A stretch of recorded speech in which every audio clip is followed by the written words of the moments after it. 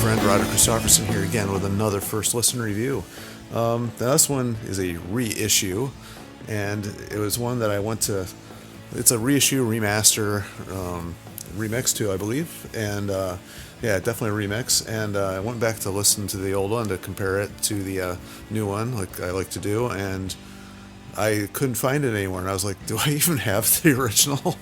And it is Christine McVie's re-release of her last actual solo album she did, called In the Meantime. She actually did an album with Lindsey Buckingham in 2017 that actually is a really good album too, but we're not talking about that one today. We're talking about In the Meantime. Now, actually, they released that and her original major label solo album under the name Christine McVie, just self-titled one.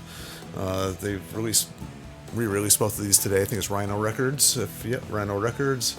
And but the only one that got the remix and the remaster and all that was the one from 2004, which actually was originally just an independent release. It was independently produced by her and her nephew. And I just was going to go over the first one really quick here, because they're quite different albums. The first one was majorly released on Warner Brothers. It was, it had an outside producer. It had a lot of extra guests on it. It had Steve Lona had guested on it, Eric Clapton, Lindsey Buckingham, Mick Fleetwood, Ray Cooper, a bunch of people just rattling them off here. But it still had Steve Ferrone on drums and George Hawkins on bass on that one.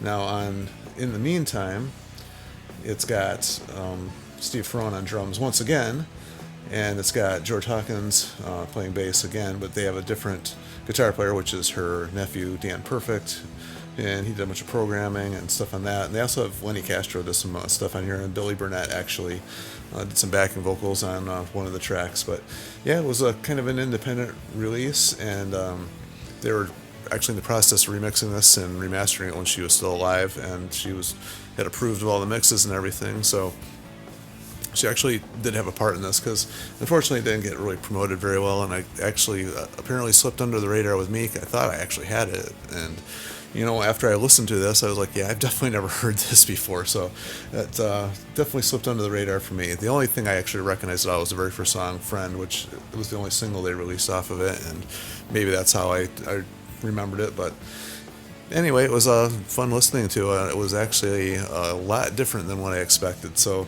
in case you're not familiar with any of her solo stuff, the first album was kind of very similar to the stuff she did in Fleetwood Mac. It was she did a lot of the ballads and maybe the mid-tempo pop songs. But the first solo album, the Christine McVie one, because there is one under the name Christine Perfect that she did way back, I think it was 1970, so I'm not talking about that one. I'm talking about the one she did under the name Christine McVie.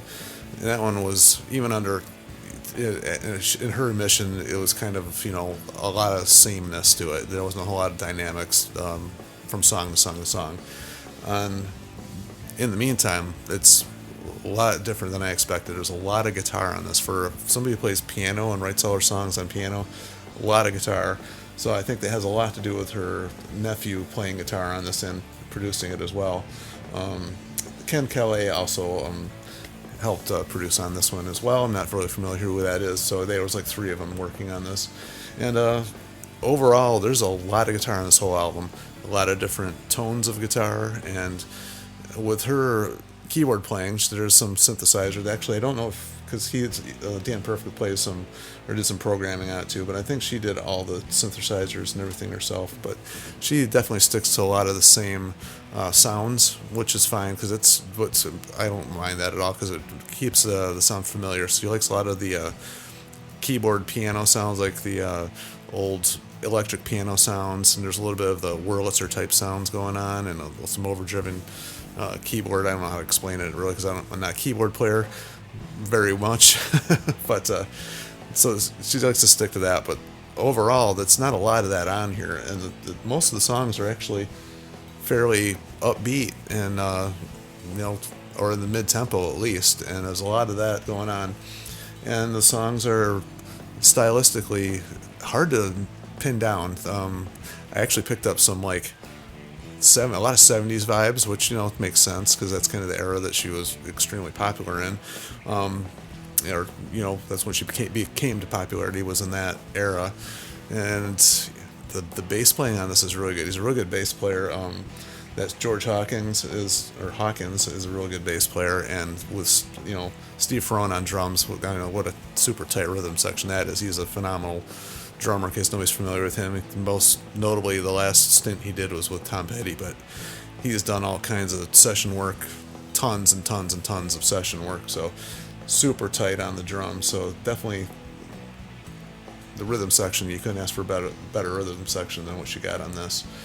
And the other thing I noticed on this one is that her singing is she did a lot deeper. She uses a lot more of her full voice on this, where she tends to sing a lot in her higher register on like a lot of the ballady type stuff, very airy type sound to her voice. And on this one, she goes a lot deeper and lower singing on a lot of the songs. And, it's more upbeat, so I guess that makes sense that she wants to like fill up the sound of the record a little bit more. So I don't know if that's something she decided on her own, or maybe it was one of the other guys thought maybe she should try some different stuff. But either way, it sounded really cool. Now, the only negative thing I want to say about this at all, and it's really not that big of a negative thing, is the guitar tones that were used. It seemed like maybe they could have used a little bit of work that left the overall sound of the album feeling a little bit not as strong as it could have. But as far as her performance goes and the songwriting goes, really enjoyed the songs. Different styles that you haven't heard her use before. A lot more upbeat than you've ever heard with her before. I just felt like maybe the only thing holding back was just the actual tones of some of the guitars. It seemed like they're just not really all they could be. I don't know how to explain it other than that, because there's a lot of different tones overall, but it sounds like just stock tones. It didn't sound like they did much to them. And the guitar playing is great. Phenomenal guitar player, actually, but just the sound itself just left me a little bit flat. So that's the only thing negative about it. So feel free, as always, to share your thoughts and whatever in the comment section below. And one thing on the bonus track, there's one bonus track on here called Little Darlin', and I don't know what that song's about, so it sounds very strange if taken literally. I don't know. That's all I'm going to say about that. I guess you're going to have to check it out. Let me know what you think that song is. A little weird. That's all I'm going to say about that one. But anyway, overall, I really enjoyed it. Definitely one that will be sticking in my CD player for a little bit. I'm sure I'll be driving around listening to this one for a little while. So definitely cool. Definitely worth checking out. Big fan of Christine McVie. So yeah, as always, like, share, subscribe, and keeping the music alive. She's really a talented artist, and I think we should, this is a great chance to get this one out there and heard a little bit more. Just spread the word. Talk to you guys later. See ya.